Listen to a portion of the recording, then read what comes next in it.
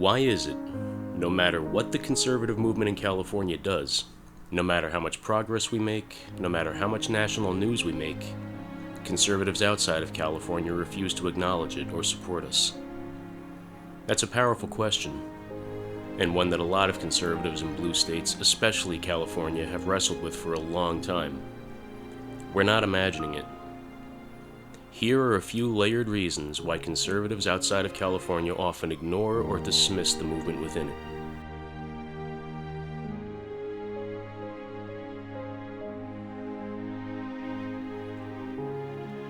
To many conservatives across the country, California is already lost, a socialist dystopia in their eyes.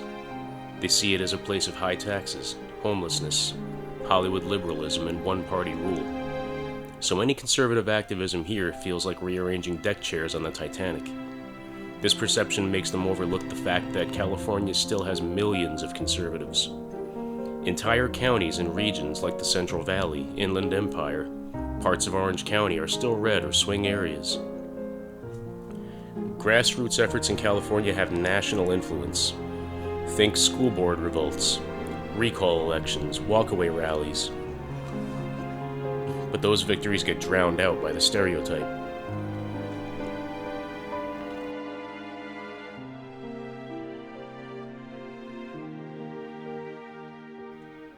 National conservative media often uses California as a punchline or cautionary tale, not a battlefield.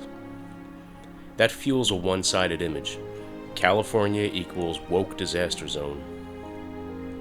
So when real conservative activism does happen here, it often gets ignored or underreported, unless it's something huge like a recall attempt on Newsom.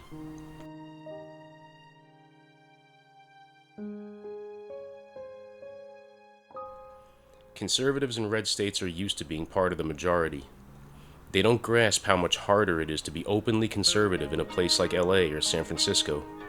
They underestimate what it means to risk your job or reputation just for speaking up.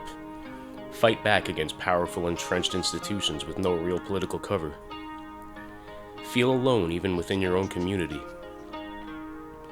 So instead of respecting California conservatives for being on the front lines, they often see you as either not conservative enough, for compromising or being strategic, or wasting your time for not immediately flipping the state red.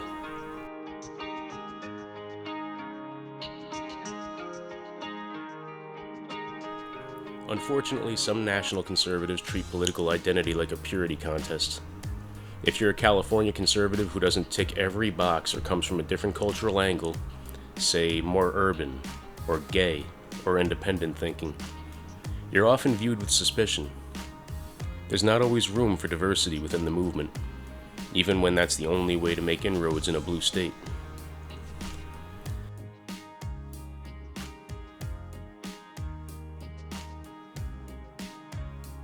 Even when conservative groups or candidates in California make national headlines, they often don't get financial or strategic backing from major Republican donors or PACs outside the state. The resources tend to flow where they think they can win, not where the ground is hardest. It's a vicious cycle. No wins equals no support. No support equals harder to win. The bottom line is we're fighting a war most people outside the state don't even realize is happening. But that doesn't mean it's not worth fighting. In fact, it makes the work all the more meaningful. The battleground states of tomorrow are the lost causes of today. And when California does start to swing red, it'll be because of the quiet, determined work of the people you ignored. Look, we get it. We've heard it for years. California's lost. Just let it fall in the ocean. You couldn't pay me to live there. And hey, sometimes we don't blame you. This is the state that locked kids out of school for over a year, arrested moms on beaches while releasing violent felons, pushed vax mandates harder than anyone else in the country, let fentanyl run wild and shops get looted in broad daylight, and somehow still gave Gavin Newsom a promotion. But if you think California is done, you haven't been paying attention. Over the last 4 years, something happened here the media never showed you. We stood up, in the bluest cities, under fire, behind enemy lines, We protested, we organized, we filmed, we ran for office, we fought school boards, we sued the state. We lost jobs, got arrested, got banned, and we never stopped. We waved flags in Beverly Hills. We marched through Santa Monica at midnight. We broke curfews, stood up to mobs, and refused to mask our kids. We didn't run, we dug in. California is not lost. It's occupied. There's a difference. And if you walk away, you hand it to them forever. But if you support us, with your voice, your vote, your reach, your dollars, you help build a model for resistance that works in any blue state, any city, anywhere in America. Because if freedom can take root in Los Angeles, it can grow anywhere. We're not asking you to move here. We're asking you to stop pretending that we don't even exist.